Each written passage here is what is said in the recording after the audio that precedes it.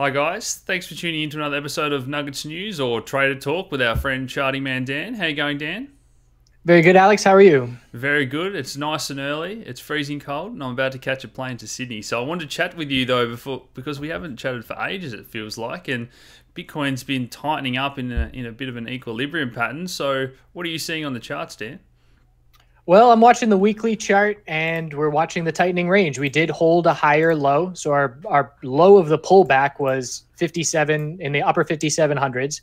And then we had a higher low at 5900. So the fact that the bulls were able to make a stand there and not just roll over and let the bears take control again was notable, but I still need a little bit of follow through. I want to see the bulls get the price to 7,000, 7,200, and that'll put us right smack dab in the middle of this tightening weekly range, which looks like it could see a break sometime late September, early October.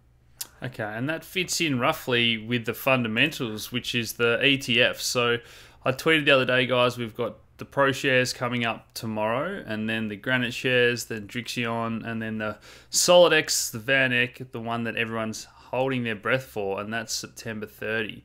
Now, it's funny how the fundamentals and the charts seem to align, Dan, and sometimes we say that charts are, a visual representation of people's emotions and what's happening as well, I guess.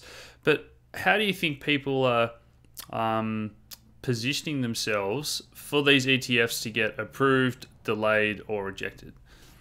Well, I think shorts are loading up. We see that on the Bitcoin shorts chart. They're almost at all-time highs. So it's very clear to me that a lot of people are establishing positions to anticipate delays and rejections because that's the most likely scenario. I was shocked at how much downside we saw after the delay most recently because that was the most anticipated, the most likely outcome was a delay.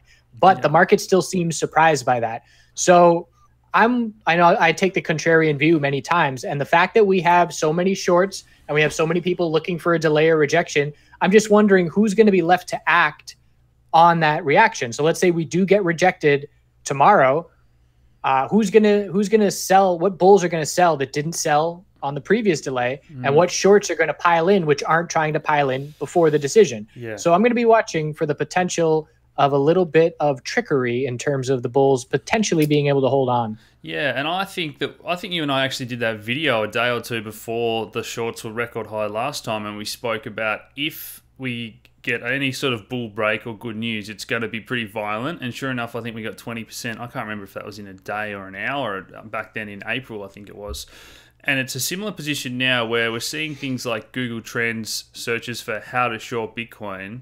They got to record highs a few weeks back, and the Ethereum shorts are nowhere near their record highs. So it's almost to me like there's people that are learning how to short Bitcoin in anticipation of the ETFs getting declined after what they saw the other day. And sometimes that's the dumb money, or they're doing it at the worst time. It's already priced in, and I agree. I think anything that's even just neutral news now, they might have to unwind those positions because markets have kind of learnt now that, oh, hold on, a delay isn't actually that bad. But I think the dumb money is looking for an easy big short, and it's already priced in maybe. Yeah, just like the bulls get greedy, like we saw at 20,000, the bears can get greedy too. And we are definitely seeing very confident bears. And right now they have every right to be confident. It's just that question of, can the bulls do something to make them less confident? Can we break some resistance? Can we cause some shorts to have to cover? And I'm very curious to see this reaction just from a fundamental psychological standpoint of what this decision is going to give us tomorrow. And I think, as always, it's going to depend on the media a bit. A lot of people don't really understand what the difference is between the issuers of these ETFs and how important one is versus the other. And if there's bad headlines everywhere and people get told this is bad, do people react? And we know how immature these markets are. So that's going to be interesting to see. Final question I had for you was just altcoins in general. We did a couple of those charting shows, and against Bitcoin, everything was fairly weak. And then I think we had that final capitulation after we viewed those. How are you viewing all that now with some strong bounces?